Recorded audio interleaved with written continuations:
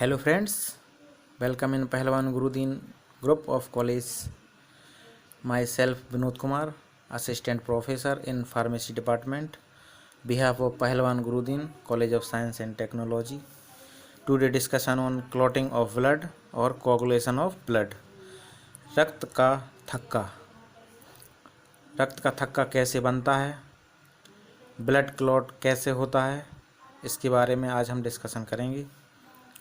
दोस्तों, इसके पहले अभी तक आपने हमारा चैनल सब्सक्राइब नहीं किया है तो सब्सक्राइब कर लें और वीडियो को अंत तक देखें, क्योंकि आज हम क्लॉटिंग ऑफ ब्लड की ऑल प्रोसेस के बारे में डिस्कशन करने जा रहे हैं, जिसमें पूरी प्रक्रियाओं के बारे में पता चलेगा कि ब्लड कैसे क्लॉट होता है, और ये हमारे शरीर की बहुत ही अहम प्रक्रिया है। चलिए दोस्तों, बात करते हैं क्लॉटिंग ऑफ ब्लड के बारे में। रक्त के थक्का बनने की प्रक्रिया को शरीर का रक्षा तंत्र कहा जाता है। रक्त के थक्का बनने के फलस्वरूप चोट लगे स्थान से रक्त स्राव रुक जाता है, जिससे शरीर में रक्त की कमी नहीं होती है।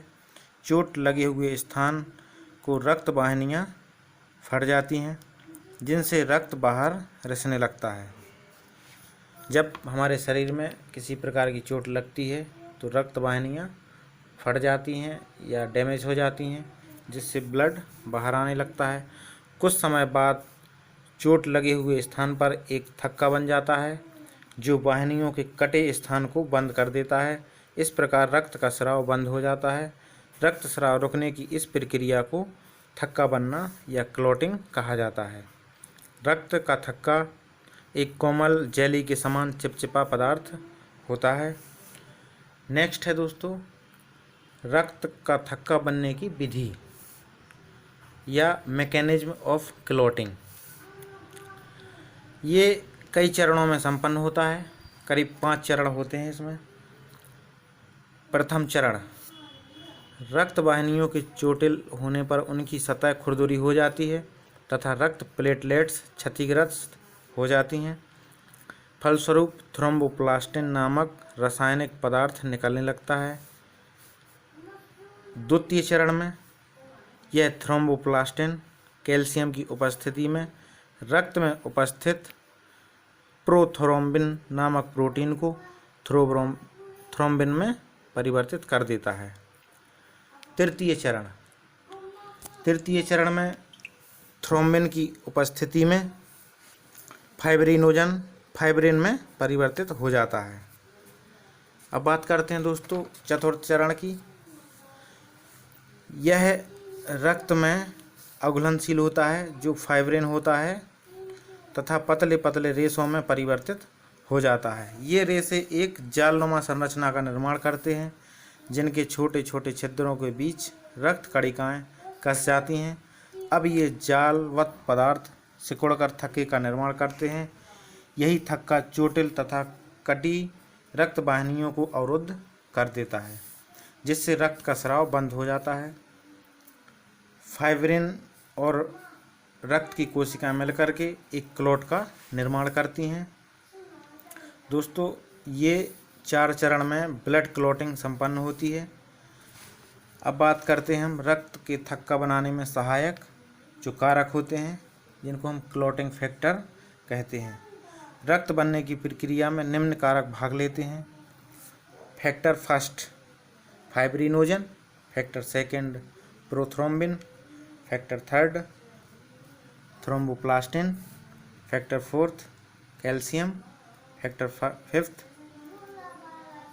Quick factor, factor sixth quick of this factor not accepted, factor seventh quick stable factor, factor eighth anti haemophilic factor, factor ninth Christmas factor. Factor fifth तथा सेवेंथ क्षतिग्रस्त ऊतकों में थ्रोम्बोप्लास्टिन के निर्माण में सहायक होता है। Factor eighth anti haemophilic factor होता है। इस फैक्टर की अनुपस्थिति के कारण हीमोफीलिया नामक रोग हो जाता है। ऐसे रोगियों में थक्का न बन पाने के कारण चोट लगने पर रक्तस्राव बंद नहीं होता है। हीमोफीलिया एक आनुवंशिक रोग होता है। यह रोग जेनेटिकली पीढ़ी दर पीढ़ी माता पिता से उनकी संतान में ट्रांसमिट होता है। दोस्तों अब बात करते हैं हम क्लॉटिंग टाइम की। रक्त के थक्के में लगा समय, रक्त का थक्का कितने समय में बनता है, इसके बारे में डिस्कशन करेंगे। रक्त परिवहन से निकलने के पश्चात उसके थक्के के रूप में परिवर्तित हो जाने के समय को क्लॉटिंग टाइम कहा जाता है। मीन्स जब ब्लड या ब्लड वेसल्स ब्रेक हो जाती हैं तो उस समय ब्लड बाहर निकलने लगता है, और जब ब्लड जम जाता है, उसका थक्का बन जाता है, तो उस दौरान उस बीच में लगे समय को हम क्लॉटिंग टाइम कहते हैं। औसत क्लॉटिंग टाइम 4 से 8 मिनट तक होता है, जबकि चोट लगने के पश्चात रक्त स्राव रुक जाने के समय को ब्लीडिंग टाइम कहा जाता है। सामान्यतः यह 1 से 4 मिनट तक होता है। थक्का बनाने में सहायक कारक: शरीर के तापमान में वृद्धि हो जाना, शरीर के पश्चात रक्त का किसी खुरदुरी सतह के संपर्क में आना, रक्त के बहाव की गति में अत्यधिक कमी हो जाना, या स्नेक बाइट। ये फैक्टर्स हैं जो कि क्लॉटिंग बनाने में सहायक होते हैं। दोस्तों अब हम बात करते हैं थ्रोम्बस की, कि थ्रोम्बस क्या होता है। सामान्यतः रक्तस्राव के पश्चात रक्त वाहिनियों से बाहर आने पर ही थक्का बनता है, किंतु यदि थक्के का निर्माण रक्त वाहिनियों के अंदर हो जाता है तो ऐसे थक्के को थ्रोम्बस कहते हैं। इस अवस्था को थ्रोम्बोसिस कहा जाता है। यह अवस्था एथेरोस्क्लेरोसिस नामक रोग में देखी जाती है, जिसमें रक्त वाहिनियाँ मोटी हो जाती हैं। कोरोनरी अथवा सेरेब्रल वाहिनियों में थक्के का निर्माण मृत्यु का कारण बन जाता है। दोस्तों आज की वीडियो में हमने